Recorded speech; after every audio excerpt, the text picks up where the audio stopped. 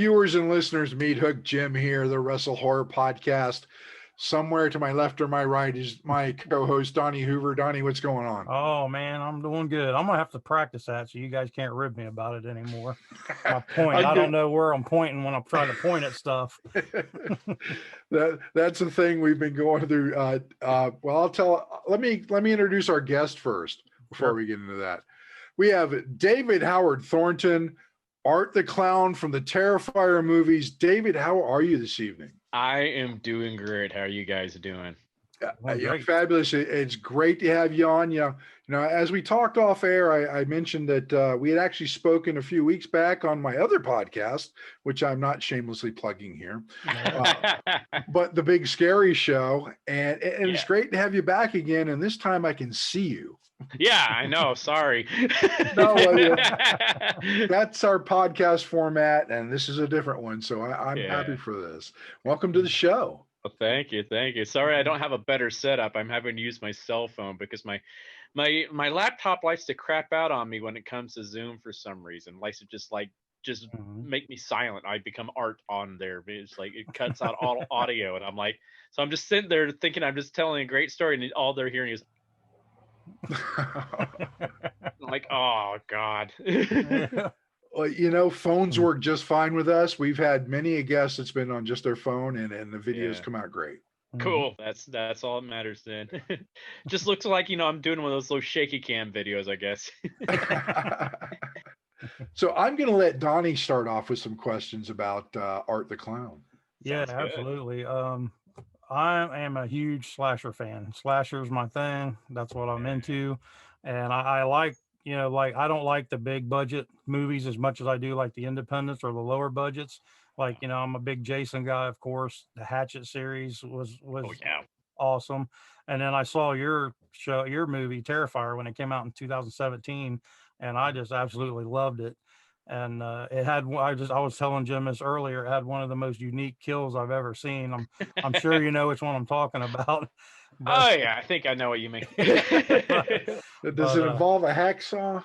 Yeah. I'm not sure. Yeah, it's the thing that made every woman have the same reaction that the guys have to, when we see another guy get kicked in the balls. It's just right. Like, ooh! Oh, God! Yeah, and I enjoyed everything about that movie, and like I said, it was a good slasher, a lot of suspense and tension. And actually, I rewatched it again last night just so I could have it fresh on my memory again, because being a former wrestler with 6 brain concussions and a brain bleed, I don't remember a whole lot good. So so I sat there in the dark last night and rewatched it again and liked it just as much as I did the first time. Right. And so that movie was successful, and we know like pretty much everybody that knows Terrifier knows that 2's coming out soon. Yeah. Have you guys got an official start date? I know COVID pushed everything back. COVID's been a pain in the butt this year because we were almost finished filming. I think we had maybe like 2 weeks left of filming, and then boom, COVID. So it's like, great. So it's like, we're almost finished now, though. I have one last scene to film. We had to wait for the weather to get a little bit cooler because it was too hot for me to film in the summer with all that makeup on, because I just we tried it, and I ended up looking like a stroke victim halfway through. My face just started melting off, and every time we cut, Damien would have to reattach something to my face. It was just like, it was sad. It was, at one point I looked like I had 2 mouths because like my chin was just hanging right off my face. It was interesting, but we got through it. It was like, I hope they got some good footage out of that. Right, absolutely. And I'm assuming they're going to have as many interesting kills in this one as in the first one. Oh my! This last kill that we got coming up is. I think it might rival the hacksaw scene from the first film. It's nice. Pretty out there with the pretty. I'm starting to sound like Larry David over here. Pretty gruesome. Yeah, we actually started filming the first part of it back in February, and at that point it was just like, okay, we got to now build the prosthetics for the rest of the scene. So we were going, okay, we'll come back in a few weeks and film the rest, and then COVID happened. But when we're filming that night, just the beginning parts of the scene, one of our crew members, who was a huge huge horror junkie, had to excuse himself from the set because he's like, this is too much. This is Wow. He was getting woozy. He was just like, guys, and it's like you would never look at this guy and think this is a guy that would get woozy either. So you're just like, Well, see, you're getting me all giddy and excited now. oh yeah, oh yeah. It's like when it makes the crew get grossed out, you know you're doing something right. So Absolutely. yeah, it's going to be something else. Because we figured, like, why not just throw everything we have into this? It's just like, let's just swing for the fences and just have fun. Right. Mhm. Like we're not trying to be in like Jordan Peele type of like just serious thought provoking movie. We're like, let's just have fun. Mhm. Let's just do crazy stuff, and hopefully people like it. We like it, but Oh yeah, absolutely, I did. yeah. And how much input do you have on the Art the Clown character? Is like, do you have pretty much free reign on as your creativity goes? I would say it's pretty much 50-50 with Damien and I. It's something we've both worked on together to develop him, because like when we first started filming Terrifier 1, like the first thing I did in the chair when I was doing my makeup was like, okay, tell me everything about this guy. Tell me his backstory, blah, blah, blah, blah, blah. So, I could really understand the character more. And Mhm. Damien's like, you know what? I really don't know. Let's just figure it out together. Because Right. he's like, yeah, he's just like, I just thought he was a creepy killer clown. That's it. And it's like, oh, let's develop him more then. It's like, so that's what we've done during this whole thing. So like, when it comes to scenes, it's like sometimes I'll have ideas and I'll run it by him, and he'll give me the approval or not. And sometimes he's like, yeah, let's try two different ways. We'll try his way, and he's like, okay, Dave, why don't you do your thing now, and we'll see what we can come up with. Because like Damien's really good with the scary stuff. Mhm. That's his thing. He understands what's really freaky. Sometimes he'll write stuff and ask me to do things. I'm like, why am I doing this? And I just have to trust in him. And when I see the playback, I'm like, oh my god, yeah, I totally see what you're going for now. It's like, because we're always trying to like walk that fine line of scary and also funny. And we don't want to be too funny with things. We don't want to Mhm. get campy territory. So that's a fine line that we've had to walk several times. So like there have been things that I've done on set where they're like everybody's just dying laughing, but we're like, yeah, we're probably not going to be able to use that because it's just too funny. Right. Yeah, It's and it's interesting you said that because that was going to be one of my questions. One thing that's unique about the Art the Clown character that I found is, just like with Jason, Jason's Jason. He doesn't talk. He stalks stalks his prey and he kills them. yeah. Freddy Krueger's, comedic. But Art the Clown is like both in my eyes. There's one side to where, like when you just do the big cheesy smile out of nowhere, Hmm. and and people are, you want to laugh at it or smile at it and chuckle, but in the back of your mind you're like, oh man, this dude's about to fuck somebody up. Yep. And then like at the same time, just like at the scene in the pizza shop when you're sitting at the table and you're just staring, a hole through them girls, Yeah. and it was just like so psychotic looking. You then again, same reaction, like, oh, this guy's about to fuck somebody up. Yeah. But it was just all, I really enjoyed it, how it was like the scary side where you were staring a hole through them, and then just seconds later you made it comedic by the big smile and Yeah. the getting the ring and all that kind of thing. And that was very unique as a slasher character, I thought. Well, that's what's so much fun about the character. He's got different, layers to him. So you don't see that a lot with, especially silent, horror villains. You Hmm. can get that more out of Freddy and Chucky because they're able to actually talk. But it's Right. harder to do when you're silent to show different, layers of the personality. And with that art, is, I guess, because you're able to see the full expression of his his face and everything. He's not really hidden behind a mask. Hmm. So he can. I like those moments where it seems like he's being funny for 1 second and then he just becomes serious. Right. And I think those are really fun moments to do too. It's like, oh god, oh crap. Yep. Yeah, I thought that was just awesome. I'd never seen, a character be multi-dimensional like that, to where it just in a matter of seconds you can get the same reaction, but go from like comedic to, frightening. Yeah. Oh, Uh, that's I like characters like this. Like my favorite villain of all time is the Joker. And Joker's like that as well at times, where he's one moment cracking a joke, and all of a sudden he's just pissed. It's Mm, like, oh, and I think that's even scarier when he changes like that. right. Yeah. And you actually played the Joker in the Nightwing YouTube series. And tell us a Yeah. little bit about that. Yeah, it was a fan made web series that a bunch of my friends and I decided to make. It's just like they brought me into the third season as the Joker, and it was fun. It was just we would just get together and film, and like that they had some really good writers on. Like the guy that wrote all the Joker scenes, I was just like, man, he understands Joker. He knows how to write a good Joker scene. He knows how to write his dialogue. Because Joker's all about the monologuing, and just he's so full of himself, and it's but he has those moments where it's just like he's speaking some real truths there too, about especially with sanity and human nature, and I think that's really fun, and it's and I love the character, so it's like, yeah, I'm like I didn't get paid to do it, but I didn't care. I'm like, I get to do the Joker. I just get to go put on the makeup and be Joker for a few hours a day. I'm like, that's the dream come true. Right. Yep. It really tickles me because my favorite hero is Batman. Yes. So I've even got a Batman tattoo right there. Love it. Love it.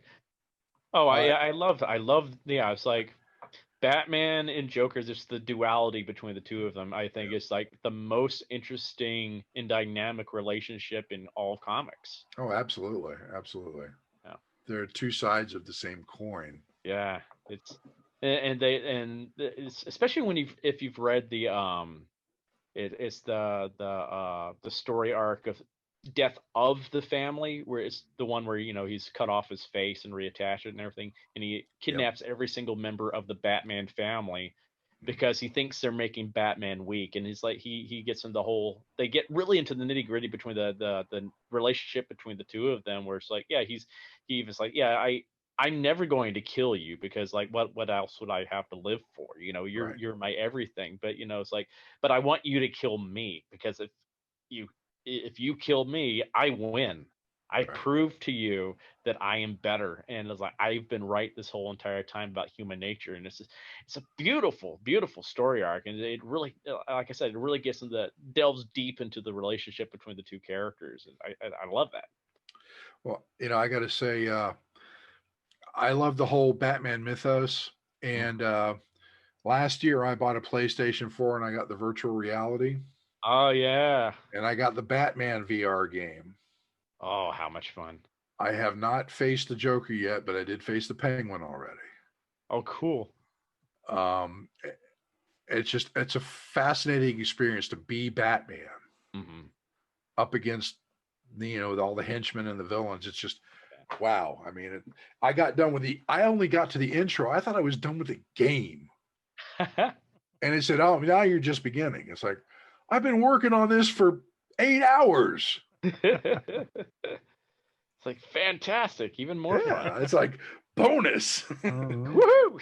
Because I like the Arkham games a whole lot. Oh yeah, those were so much fun, and I'm so glad that they brought back Kevin Conroy and Mark Hamill to do Batman and Joker for those. It was just like it just made those games so much better. I mean, the play control and everything, the gameplay, I mean, in those was fantastic anyway.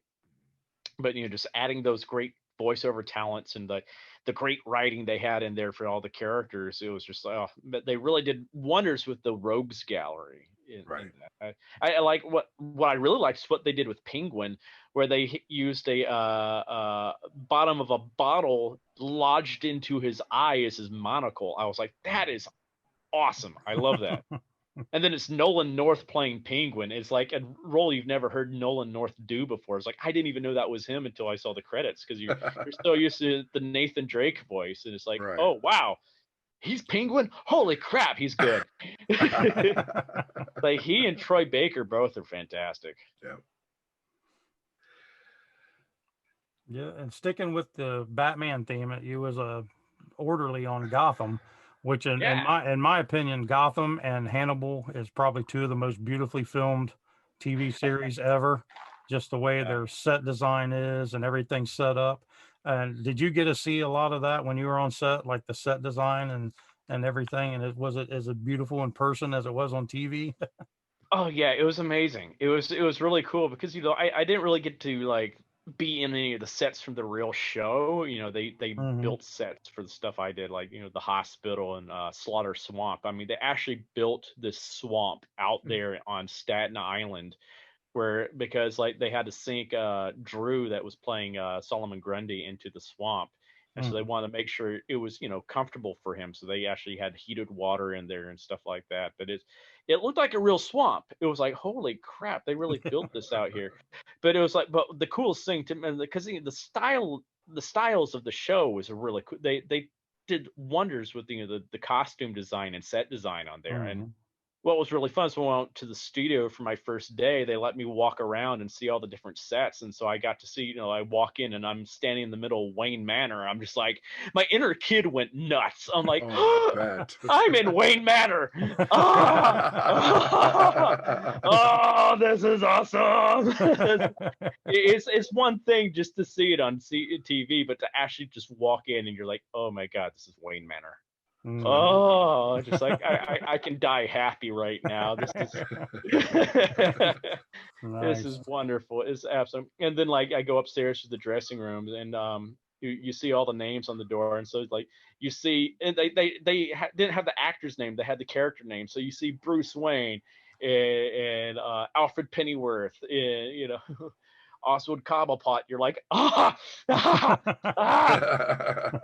And like the dressing room I was in, they had the portrait of Paul Rubens hanging up that they had, where he was Penguin's father in there. So I called it the Pee Wee Suite, and I was like, this is freaking awesome. I get to be in the Pee Wee Suite. I was like, I was like a kid in a candy store on that set. I was like, this is great. It was like, and I didn't care that I was only in like 2 scenes, but I was like, I don't care. I'm part of the Batman mythos now officially, so this is Yep. awesome. I Yeah, get to create one of the villains. I created Solomon Grundy. I'm like, this is pretty cool. Hmm. Yep. Yeah. Absolutely. that is awesome. Yeah, I'm jealous. I mean, I'd love to step into Wayne Manor. I Oh my mean, God, it was just some. It's like my inner kid came out, but that's what was also fun because I was talking to Drew that played Grundy and slash Butch, and he's a huge fanboy himself. So he was telling me all about like when he first got the part, like DC just sent him this huge box of all these Batman comics and toys and everything about Solomon Grundy, so he could just do a lot of research and everything. And right. his son was going crazy over it. And he's like, "No, these are Daddy's toys. You stay away. This is work, These are son. mine. This is my work. You stay away." So that's what's really cool too is just, seeing the people that are working on it are just big huge fans themselves, so it's just like that just makes it more fun. So people are having fun doing it in that regard, so it's like yeah. Very That cool. is So, awesome. yeah, you've played a lot of cool characters and done a lot of cool things that I wish that I could do. So how did you get started with acting? And let's go back to the how it all happened for you. Yeah, oddly enough, it was church theater of all things, which I think is ironic considering what I do now. It's like that's not very Christian. Right? Not even close. Oh no, no, no, no. So it's just like, but that's what I started doing, and then like when growing up, I went to a new school when I went to middle school, so no one knew me. They didn't know the real me, and I was, easily bullied kid in Alabama because I was short at the time. Because like I said earlier, I was late bloomer, so I hit puberty a lot later than most people did. So everybody else is taller than me. I had a high pitched voice. I was still singing soprano in the choir, and skinny, and I had braces and glasses. So it's like, oh yeah, easy target. In the land of football. So it's Right. just like, and so I got made fun of a lot. And my mom, at home, I was always joking around, being silly and stuff like that, making up all these crazy characters. My mom's like, have your classmates ever seen this side of you? And I'm like, no, mom, they haven't. They don't want me to talk. They're always making fun of me. They never actually let me be myself. And it's like, well, you got to show them this, David. Yeah, she's like, why don't you audition for your choral program's production of Mickey's Christmas Carol this fall, because you do a great Mickey Mouse impersonation. So why don't you audition for it? I'm like, you know what? I think I will. So I did. Got cast as Mickey Mouse, and we're doing the show. and everything starts to go wrong on stage. And instead of like most kids, especially at that age, just freezing up and going, I just kept going in character and basically made it a stand-up routine. I just started cracking jokes, like when the set fell down. I mean, I said something about, oh, I think we have rats, Mr. Scrooge. Or something, just like crazy stuff like that. And everybody's just laughing. And for the first time at that school, people were laughing with me instead of at me. And I had the control there. I was in control. I had the power, and I was bringing joy to people. I was like, God, I like this feeling. And things kind of clicked in my head. I'm like, I want to do more of this. And so I started getting involved with community theater.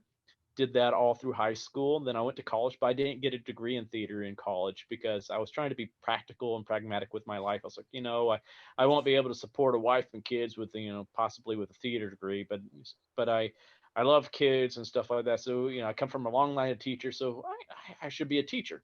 So I got a degree in elementary education. And then my mom passed away while I was in college. So that kind of changed my whole perspective on life. I realized life is too short not to do the things you want to do. That was like our last conversation with each other. And I was like, you know what? I think I'd be happier entertaining people for a living. So I'm going to go ahead and give this a shot. So I decided to, I finished up my degree, and then I moved up to New York and started auditioning. And it took me about 13 years doing off-Broadway shows and then moving up to doing Broadway tours. And then the audition for Terrifier came along, and everything just started falling in place. Yeah. So you've got to be Art the Clown. Mm-hmm. You've got to be the Joker. Yes. You had a hand in Grundy's creation and demise or whatever. And you've got to play Mickey Mouse. And even cooler too, I think, because yesterday was the 10-year anniversary of when I first went on tour with it. I was the understudy for the Grinch.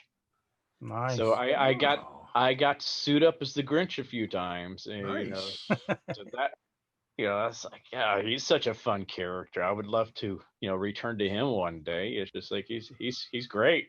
Yeah. You're a mean one, Oh, Mr. yes. Grinch. Max!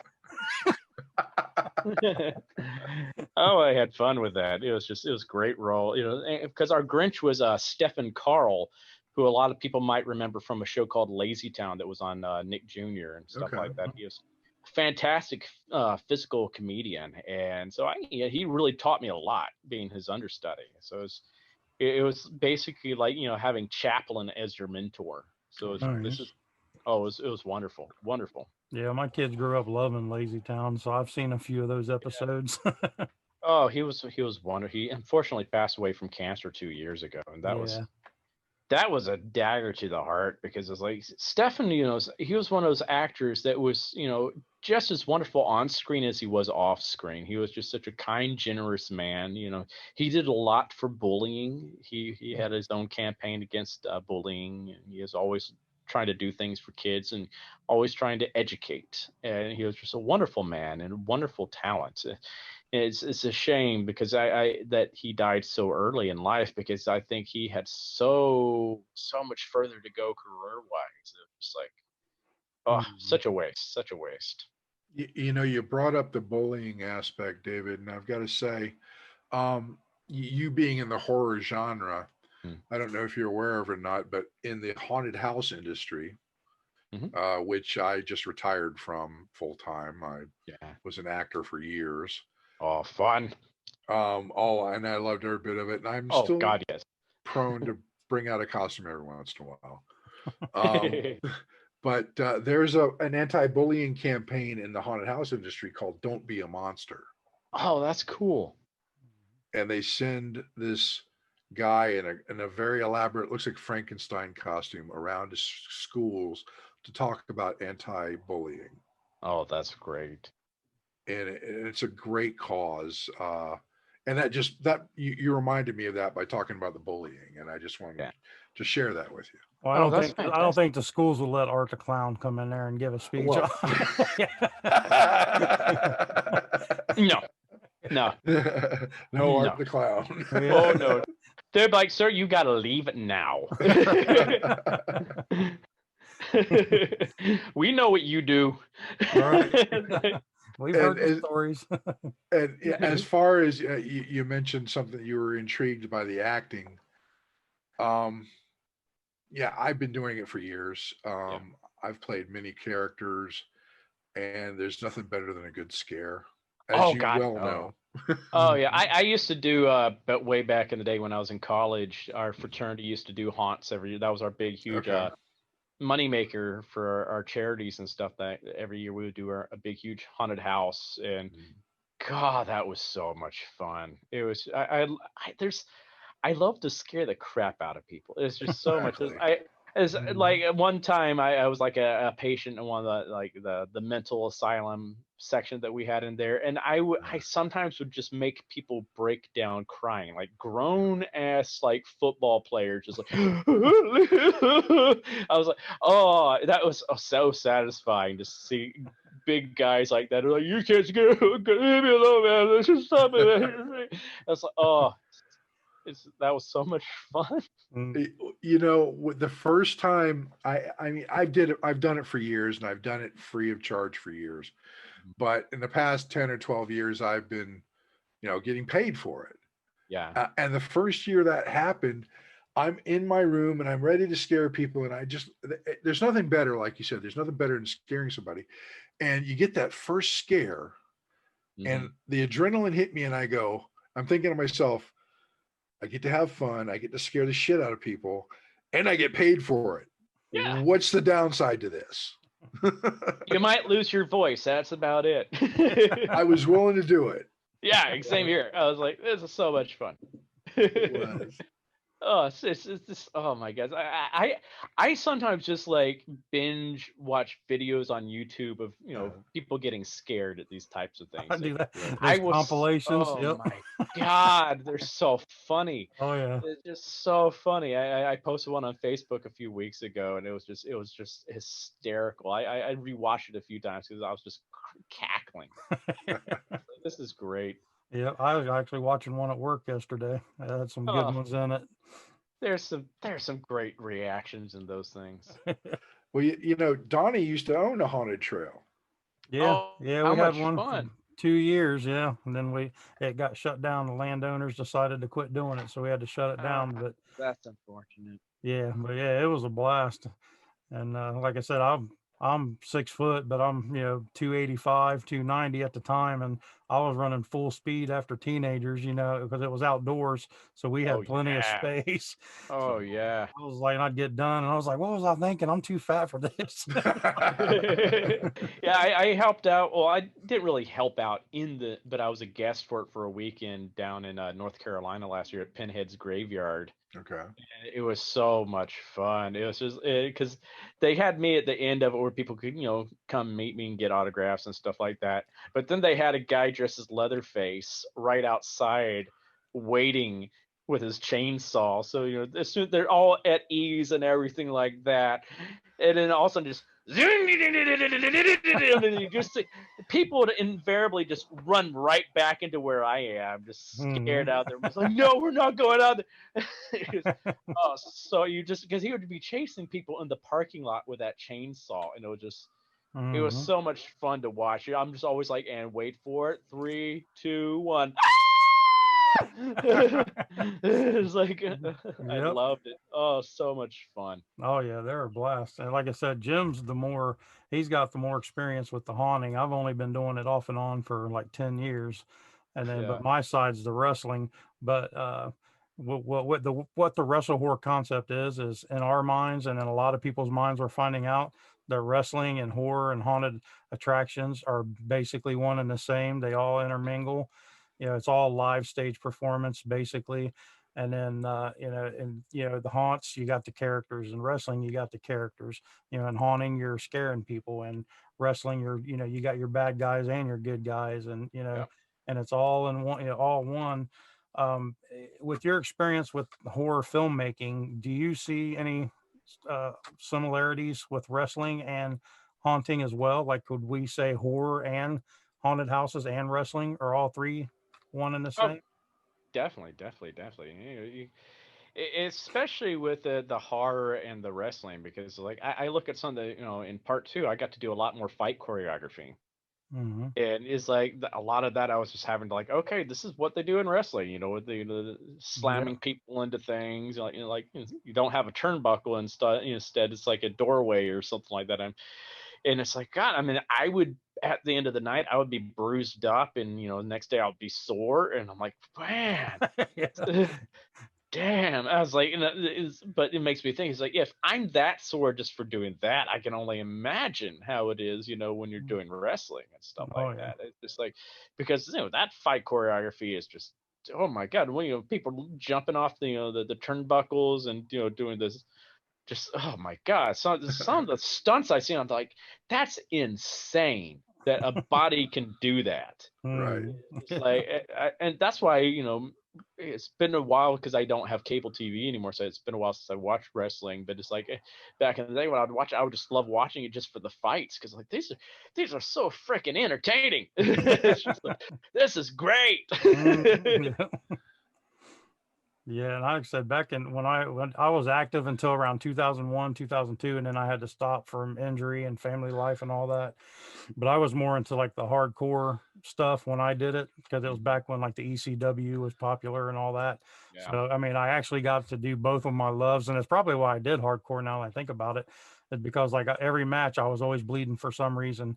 I mean, I started bleeding one time. I was in a barbed wire match, and I rolled under the bottom rope to get in the ring, and Oh. I sliced my hand open on the barbed wire. So before the match even started, I was bleeding. So, Ah, jeez. so I was, yeah, so now that I think of it, yeah, that's actually probably why I got into the hardcore stuff, just because it was blood and guts and Yeah. so, Yeah. Oh my gosh. Yeah. It's just, God, it's just fun. It's fun. So, Art the Clown. I have to ask this. Mhm. You mentioned that you guys worked on developing the character together. Correct. How do you see? I mean, how much of Art is you? I would say there's a good bit of me in the characters. Is like, I would say, especially with the humor, that I kind of have a dark sense of humor too. so that's definitely in that part of me. I'm like, I'm not the type of person that to chain someone up and hang it upside down and come by the. So no, that's purely art there. So it's like, Right. right. yeah, yeah. The playful humor side, I would say, is a lot of me though, because I'm like that on set anyway. I'm always cracking jokes and playing around and stuff like that. So Mhm. I try to keep things light and fun as much as possible. I mean, I find Art a fascinating character in and of himself. I mean, and I was just curious at how much of David was in there. I mean, Oh yeah. it's and by the way, you play a clown, and I'm wearing a T-shirt that says "Last Carnival." It's I'm for actually wearing a Batman shirt too. So oh, there you go. yeah, yeah. It's just all coming together, isn't it? Oh yeah, yeah. It is.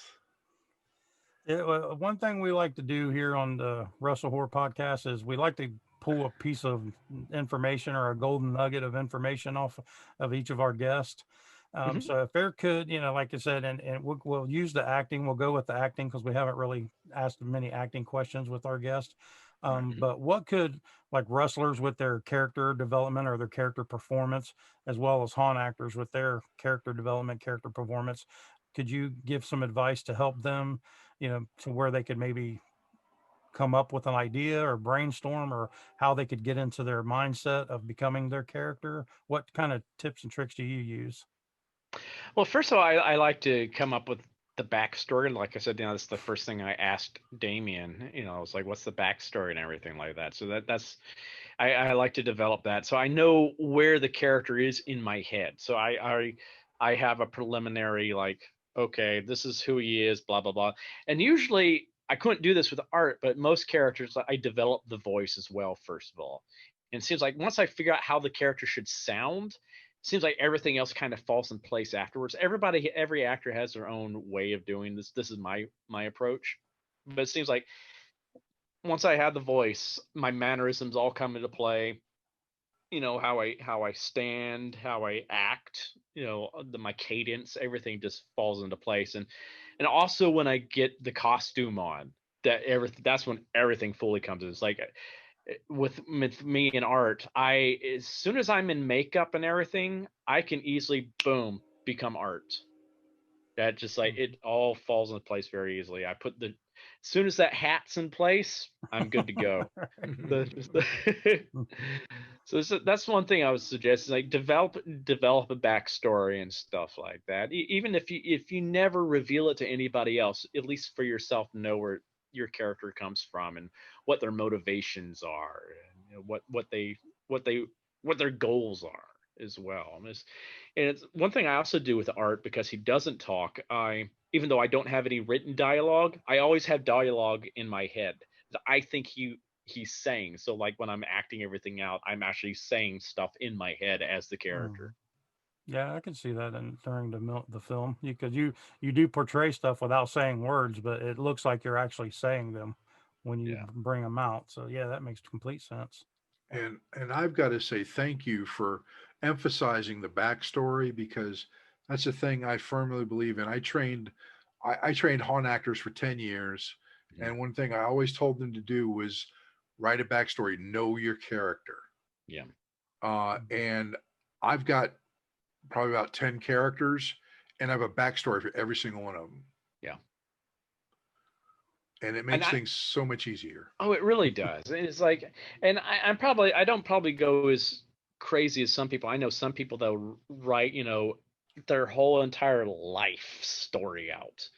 And I'm like, that's woo. It's like, I just have to have a preliminary idea of, what made them become where they are and all that kind of stuff. So it's like, I get that question a lot. It's like, why does Art do what he does? And I can't reveal that to anybody, of course, but it's like, but it's like, I know why he does what he does. That's what's important. Yeah. And it's pretty messed up too. That's what makes Art scary, is you don't know why he's doing what he's doing. Right. Yeah. So and speaking that scene, I'm sorry, that scene still makes me shudder.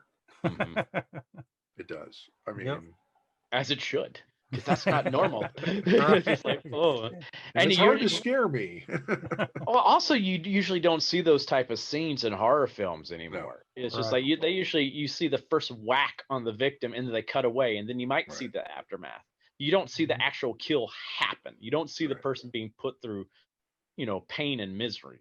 Because that's what gets people, seeing the reaction of what is actually happening to the victim. That's where it's like, especially for those that are those empaths out there, that's hard for them. That's they're so it's, but I think that's what's kind of fun too, is just like, oh my God, we are showing that stuff. Is I remember when I got the script for Terrifier 1, is I read the whole hacksaw scene. I'm like, oh my God. And I just thought, okay, this is just Damien describing what's going on off screen. And I asked him, and he's like, "Oh no, we're going to show all of that." I'm like, "Oh my God, really? Oh my gosh, that's going to be fun." Yeah, that's basically what my reaction when I first saw it, because I thought just like you when you first started, I was like, okay, and then it kept going, and I seen the guts fall out, and I was like, "Whoa, what the?" And then after it was all done, I was like, "That was awesome." It's just mean. It's mean. It's just, and that's how Art is. Like, he's having fun, but what he's doing is so mean. It's just like it's so mess. And you definitely see it in part 2. It's just like we've had those when we're filming these kills, we're just like, it's especially when they're only showing my hands and they're not doing sound, so I can sit there and I'm commenting the whole entire time. I was like, oh, this is gross. Oh God. You need a blooper reel for that. Oh yeah. There's one scene in particular that happens in part 2 where I like the stuff I'm touching, I'm just like, ooh,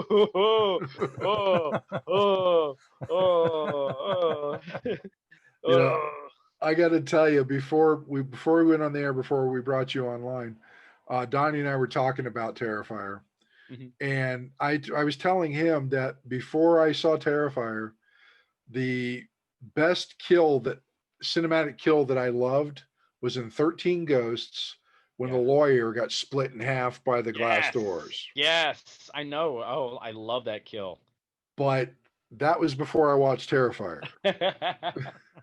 And that one's at the top of the list right now. It's like, Oh my God. you can't, that's going to be a tough one to beat. I mean, I didn't think you could beat the lawyer, but it happened. That was such a satisfying kill, that just slice and you just see the brain and it's just like, oh, it just Yeah, it was. slice down. That was such a good kill. That's a movie people forget about. That was such a, I really enjoyed, because that's one of those things too, is like they didn't really expand on the the characterizations of the ghosts in that movie, Right. but they did, like when you look off on the creators actually did have backstories for every single one of those ghosts, which I thought was really cool. Yep. And it's like when you look them up, they're like, those are messed up backstories. Oh my God. Yeah, they had a bunch of that stuff on the DVD special features and stuff. Yeah, I loved it. And it's like the character designs for those ghosts too were just fantastic. It was that was a fun film. That was a fun. So that's the thing. It's like I like these horror films that realize what they are and they just have fun with it. It's just like, we know what we are. We're not trying to be, Oscar winning performance over here. We're not trying to be, one of those like thought provoking metaphysical type of stories. So like, we're just going to have fun. We're going to tell a scary story and have fun with it. What it's all about. I'm sorry, Donnie, I interrupted you earlier. Go ahead. Oh, no, you're good. You're good. I was just saying that's what it was all about, was having fun with it. Yeah. I stepped on you and it's like, I'm sorry. I don't usually do that. I got my question out. I'm good. You fine. Yeah, see, I have a question for every show that I ask, but I feel kind of dumb asking you of all people. And, so I'm gonna go ahead and lay it on you anyway. All right. So my question I ask everybody, whether they're wrestler, hunter, or whatever, is: you are the main character in your own horror film. What is your go-to kill? Oh my God. Oh, it's just like, man. I would say, I'm gonna go with Art, of course, and I say, because everybody thinks a hacksaw, but really I think his go-to weapon of choice is his flail. That's like, because I think that's his special weapon, because you see him crafting it at the beginning of the movie. And what people don't realize too is like every single one of those ropes on there is not rope. That's human hair. That's the hair of his victims that he's using to make those strands that all those weapons are tied onto, all the blades and everything like that. And I never put that together. Oh yeah, it's such a messed up weapon too, because it's like all those, all these rusty blades, scissors and scalpels and everything, syringes and whatever it's like whatever he thinks is, sharp, he will put onto this thing and just whip it at people. And it's like that's got to be such a slow, painful way to go. It's like that's not a quick death if you're getting flailed by that thing. That's just like, oh God. Yeah, when he was using it on the one victim's sister and stuff, you could just see she sold it good, like acted it out good, sold it good. You could see the pain and agony in her face. She was in pain. Because it's like literally she was in pain, because it's like they had the rubber on there, and I wasn't hitting her with real blades. We were using rubber ones, but still. That stings. Right. I've gotten to experience it myself. It's like, ooh, ow. Ooh. But she was like, it's just like, it's okay. It gives me something to react off of. So it's like when you see her really wincing in pain and screaming in pain, that was real. I'm like, oh God. It was like, and when we finished, I'm like, are you okay? I'm so sorry. I am so sorry. Oh, she's like, no, I'm okay. I'm like, oh, sorry. Which probably looked really funny when I'm covered in blood and I have that makeup on. Like, Art the Clown apologizing. Oh, this has been fun. Donnie, do you have any final questions for David?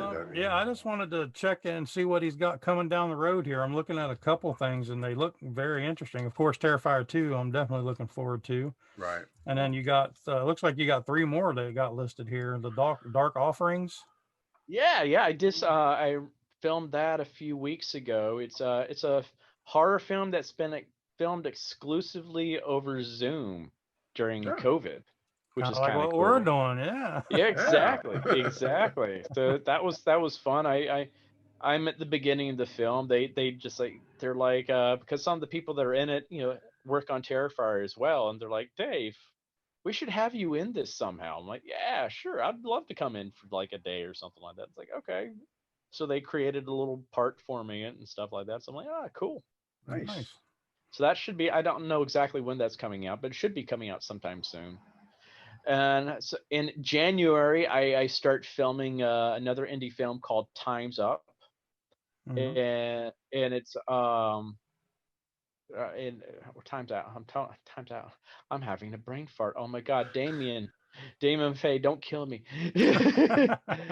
But it's like I'm in it. Oh my God, I can't believe I'm totally blanking now. I'm like, is it Time's Up or Time's Out? It's Oh time's my, up. Time's Up. Okay, good. I was right the first time. Okay, Yeah. Jesus. Oh my God, He's going to that's get one you of those for things. that one. Yeah, I know. He's got, especially if you know Damien, he's very sarcastic. So it's just like, yeah, it's Damien Maffei, who's from Strangers 2, Pray at Night, and also Haunt. He was Mhm. the devil in Haunt. Okay. And so he and Elsie Holt from You're Next, which I see the mask right behind you, Mhm. and and Felissa Rose is in that as well. And Okay. they approached me with it as like, hey, we want you to be another fun little character in this. So I play this janitor, that little creepy little sleazy janitor in it. So it's going to be a lot of fun to film. And then I leave that to go film what we're hoping is going to be another trilogy or a franchise called Stream, which has got a lot of big names in the horror industry involved. A lot of them I can't divulge yet, but I Right. can say that Jeffrey Combs is playing the main bad guy in it, which is kind of cool. I like Jeffrey Very cool. Combs. Yeah, I'm excited. I'm just like, he's such a great character actor, so I'm excited to be able to watch him work because Yeah. because that's why I love working with people like that because I look at it as a learning experience. That's what I love about this career. It's like one of those few careers where you can essentially plagiarize other people because every actor I work with, I try to take something from them and learn something from them, and I put in my little Rolodex in my head. So I'm looking forward to like working with a lot of these esteemed horror actors that I've grown up watching in films, and like, oh man, I almost feel like I don't deserve to be among them in this film. So it's going to be really exciting to work with them all, and I get to play one of the bad guys in that too. So it's going to be fun. Oh, I'm anxious to see Yeah. that. Yeah, very cool. A lot of good stuff coming down the pipeline, it looks Yeah. like. Yes, indeed. Yes, indeed. I'm excited. It's like looks like it so far it's looking, hopefully, knock on wood, that 2020 is gonna 2021 is gonna be a lot better than 2020. Let's Yeah. hope so. Yeah, it's like, I'm about done with this year. fuck this year. Fuck Yeah. this year. Like, God, it's like I'm so tired of my apartment. It's like I have been in here for like 8 months. I'm ready to like get out and do stuff again. I miss doing conventions and all that. It's like I was supposed to do the Vegas convention last month and Right. ended up canceling because it just wasn't safe. I didn't feel like it was safe to fly around because I saw all the cases rising. I'm like, oh, this is probably not good. I don't want to risk it because especially having to go back and film, we have some members of the crew that at risk health wise, and I don't Right. want to. Damon and I both talked about it. We're like, we don't want to risk, passing this on to people that, might not survive this if they catch it. So it was like, okay, unfortunately we got to pull out, and it sucked because I was like, man, it's Vegas. But at the same time, it's like, we don't want our first time to be in Vegas to be like, COVID Vegas. We want to Right. do Vegas right, Yeah. So Yeah. like, You want the full Vegas. we want the full Vegas experience. It's like, Right. okay, there's always opportunities in the future. So it's like, yeah, Sure. we'll do it one day. But man, I miss doing the conventions. It's just I miss hanging out with everybody and just partying and stuff like that. Mhm. Yep. Yeah, we've been missing conventions on both sides since we're both horror and wrestling fans. It's like Mhm. this year we did what? Nothing. Yeah. Nothing. We had Oh, I know. three lined up and had to Oh, cancel all three of them. Right. it's such a bummer. It's just like I did my last one in March, and I'm like, I've been in withdrawal since. And it's like, it was down in Pittsburgh, and I was like, Mm. man, like, Have you come ever on. Have you done any of the Days of the Dead conventions? Yes, yes, yeah. I love doing those. It's a Okay. lot of fun. It's a great group of people like Bill and his team of people. I have Mhm. so much fun working with them because Okay. his Bill's wife does a lot of horror films as well. Right. Yeah, Julianne, and she's great. And it's just a good bunch of people, and they throw a good party too. Yeah, That's and important. that's actually the one I had to cancel, was the one they did that in Vegas at Oh, Days of the the Dead. one in Vegas. Okay. Yeah. All Yeah, right. and I was like, man, because that's also where Bill lives. So like he has his own like store there, like Right. a comic book type toy type store, collectibles. And I'm like, oh my god, I want to go in there and see everything. I hear it's insane. I'm like, dude. Yeah, we're ready to get back to the convention circuit too. Yeah. So tell people how they can find out more about David Howard Thornton or Art the Clown. Yeah, you can find me on Facebook or Instagram under David Howard Thornton, and they also have a full Terrifier fan club page on Facebook where they usually update everybody on everything too. They have two actually. They have the official Terrifier 2 Facebook page, and they also have the Art the Clown Appreciation Society on there as well, which has got a growing member base. I think they had planned a big huge get together this year, but we had to cancel it because of COVID, and it's going to be in Salem. But we're hoping to do it next year in Salem as well, which should be a lot Nice. of fun. So Salem's fun. oh, I've always wanted to go because I got to go to the Witchcraft Museum. I'm like, oh Oh, god, it's amazing. I went there back in 2006. I went there. fun. I'm such a huge history buff too, so I'm like, and I did a research paper back in the day about the Salem witch trials, which is it's so crazy, all the stuff that went on during that. It is. You will definitely appreciate visiting the city. Oh, Absolutely. definitely. It's fun. It really is. It's the only place where witches can walk around and not worry about people griping at them. Yeah, true. Well, there's a couple other places, but Salem mainly. Yeah. So, David, it has been wonderful chatting with you. Thank you so much for your time. I can't wait to see Terrifier 2. I'm going to rewatch. I haven't watched Terrifier in a little while, so I'm going to rewatch it. But I can't remember. I can't forget that kill scene. I mean, Oh god. just, so I just have That to watch it lingers again. with you. That It lingers does. with you. It does, because it's my top kill scene now. Yes. And it has been for 3 years. Yeah. So, again, thank you for coming on Wrestle Horror. For Donnie Hoover, our special guest, David Howard Thornton, Art the Clown. If you haven't watched Terrifier, why not? Yeah, this is Meat Hook Jim for the Wrestle Horror Podcast, and we will catch you on the next episode.